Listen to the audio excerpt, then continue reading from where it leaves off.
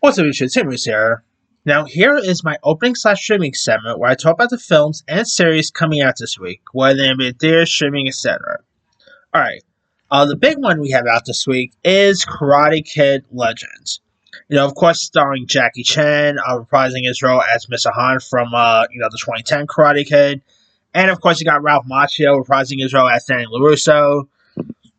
Ben Wang, of course, plays like the new Karate Kid here. The movie looks a lot of fun. I do really quite enjoy the original Karate Kid. Love Cobra Kai, so I'm definitely looking forward to check out this new Karate Kid film. One is set in New York City, so that piques my interest. But I am hoping it is a good one. You got Ming Na Wen's in this. Fingers crossed, it's decent. All right. Also, out this week we got Bring Her Back, which is the new horror film from the directors of Torture Me. Following the death of her mother, a brother and sister are introduced to their new sibling by their foster mother, only to learn that she has a terrifying secret. And the trailer for this does look intriguing, does look pretty creepy. Now I can see why Sally Hawkins was not in the new Paddington movie, because she was most likely busy doing a film in this, which worked out well, I guess. But this look intriguing. Check out. Hopefully, is as good as Talk to Me, but we'll see. All right. Also, other stuff out this week on streaming. We got A Widow's Game coming to Netflix. When a man is found dead, the investigation shatters his widow's perfect facade and exposes a hidden double life in this thriller based on real events. I was pretty for this. Does look intriguing. It looks like there's going to be some cool twists and turns around. Could be interesting to check out. Alright. We also got Bono Stories of Surrender, which is a new Apple film about famed YouTube frontman Bono, who I've always liked Bono, so I'm intrigued to see this. It could be intriguing to check out, so hopefully that could be a good one. We also got, a family film called Lulu and is a Rhinoceros. Now, it features the voice talents of Aaliyah Carvalho, aka Moana, as well as Alex Noel from Glee fame, Duell Hill from Psych fame, and if you guys don't know much about the story here, Lulu is a rhinoceros. That's who she sees when she looks in the mirror on a quest to spread kindness. Fun-loving Lulu embarks on an adventure of a lifetime, powered by new friends, courage, and catchy songs. I think it's actually supposed to be more of a special than a movie, so there's that. But it could be interesting. Looks cute, looks charming. Hopefully that could be going. Alright. Also out this week on HBO and Max, we got Mountain Head, which is the new film directed by the creator of Succession, starring Steve Carell, Corey Michael Smith, Jason Schwartzman, some cool cast members here.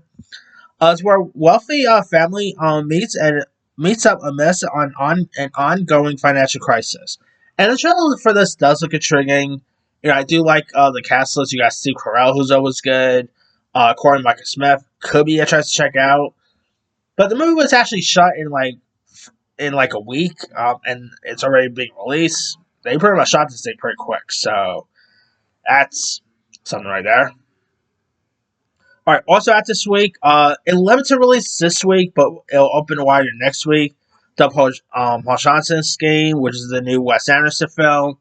I love Wes Anderson, obviously the Royal Tenenbaums, Life Aquatic with Steve Zissou. I think Wes Anderson is great. His last one, Asteroid City, wasn't so good. And the trailers for this hasn't really done anything for me. It does have a good cast, though, because it's a Wes Anderson film. You got Benicio del Toro, Mia Tributon, who's actually the daughter of Kate Winslet, Jeffrey Wright, Tom Hanks, Bryan Cranston, Jeffrey Wright, Scarlett Johansson, Benedict Cumberbatch, Bill Murray, William Dafoe. Some really cool cast members in this, so hopefully it is a good one. If you guys don't know much about the story for this one, a wealthy businessman, Zaza Korda, almost said Zaza Kodor, appoints his only daughter, a nun, a soul to his estate, As Corda embarks on a new enterprise, they soon become the target of scheming tycoons, foreign terrorists, and determined assassins. It'll be interesting, but again, the previews for this hasn't done so great. I think the last.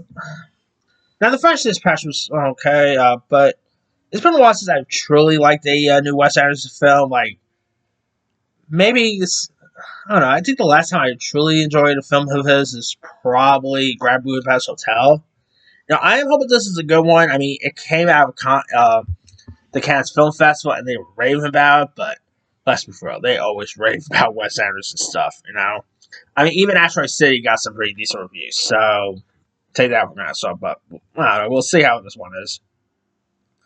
Alright, we also got a film called Tornado, which stars Koki, Shogun actor Hayuko Takaro Haraya, Tim Roth, where a traveling samurai shown in Britain in 1790 crosses paths with the ruthless criminals, but one of the performers, the Tornado, hatches a plan to prey them at their own game. That could be interesting to check out. The previews for this has looked pretty cool. Looks like there's gonna be some action, like some really high profile action, and also I don't know, it could be interesting to check out. Alright, we also got something called The Kingdom. The story is set in the Kingdom of Kahan, something pronounce that, a contemporary area in the alternate version of the Philippines, where the islands were never colonized. That could be interesting. For anyone who's interested in Peppa Pig, there is Peppa Meets the Baby cinema experience. So I guess this is where like Peppa Pig's mother, like it's pretty much. I guess this is the one where like Peppa Pig's mother gets birthed and whatnot.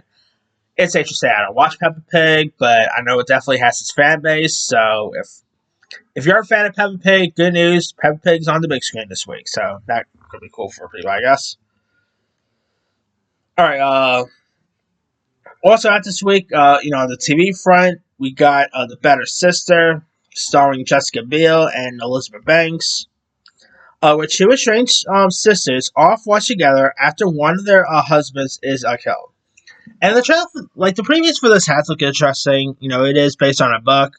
You got Jessica Biel, who's always good. I've always liked Elizabeth Banks, so that could be a trick to check out. All right. Also out this week, we got Department Q, which stars Matthew Goode, Kelly MacDonald. It is also from Logan writers Scott Frank, where former top-rated detective Carl Morrock, played by Matthew Goode, tackles a cold case while turning an Ironborough basement office space into a well-oiled machine full of misfits officers dedicated to cracking whatever seemingly impossible cases came across their desks. That could be interesting. I like Matthew Goode. Kelly MacDonald's pretty good, so could be interesting to check out. And last but not least, we got And Just Like That, Season 3, which is, of course, the Season 3 of the Sex and the City revival with Sarah Jessica Parker. I just thought And Just Like That was pretty decent.